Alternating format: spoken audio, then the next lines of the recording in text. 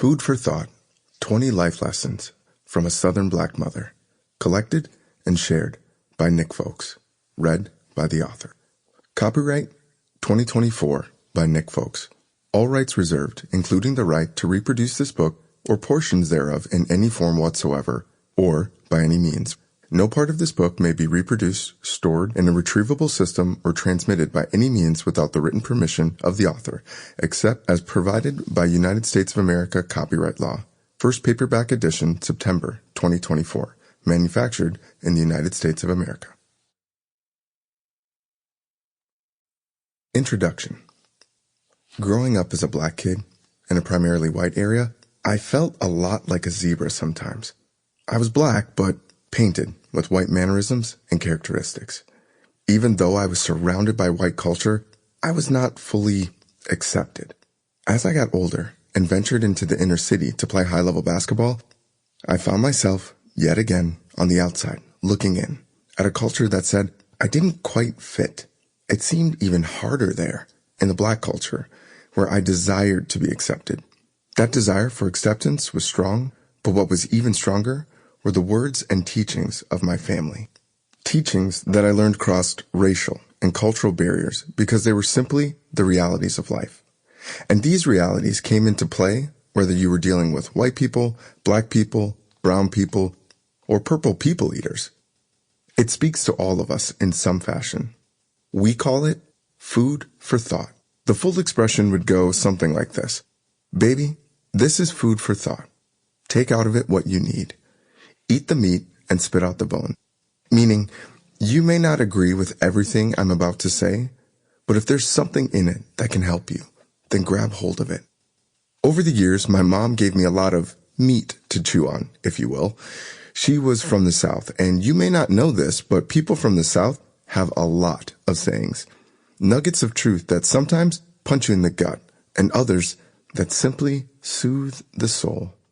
Many of these life lessons, honestly, saved my life. They have given me peace, strength, hope, and courage. I hope they do the same for you. But again, take out of this what you need.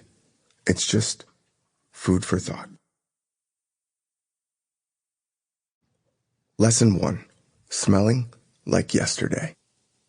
At first glance, this may simply sound like a parent telling their child to take a shower before heading to school.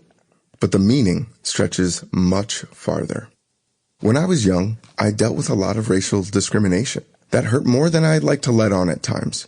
But occasionally, the frustration or anger would come through at home. My parents would try to strike a balance between talking to me about it and giving me space to learn to deal with my emotions.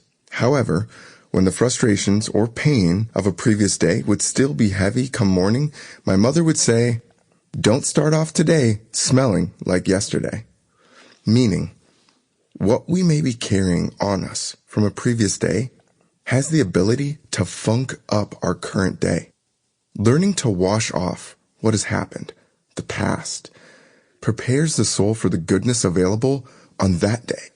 However, if we want to wallow in the stench of our issues, people will encounter the dysfunctional way we are seeing things.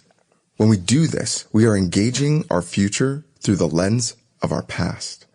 Similar to trying to drive a car forward while looking in the rearview mirror. Actions like that have a high likelihood of something bad happening. Engaging new situations through the pain of a previous day sours the uniqueness of that moment. So how do we rinse off the funk of a previous day? The first step is acceptance of our frustration or pain. I remember when I was young, coming through the doors of my home hurting, but not willing to share or talk about anything because it felt like doing so gave power to the people who hurt me. But bearing the raw emotions didn't help. Stopping to journal, writing a poem, or talking to the family forced me to articulate what I felt and why. After that, I could make a conscious decision about how I wanted to move forward. I can keep swimming in the funk or shower off. The same is true for all of us. We can keep rinsing off the old and let people engage with the fresh us.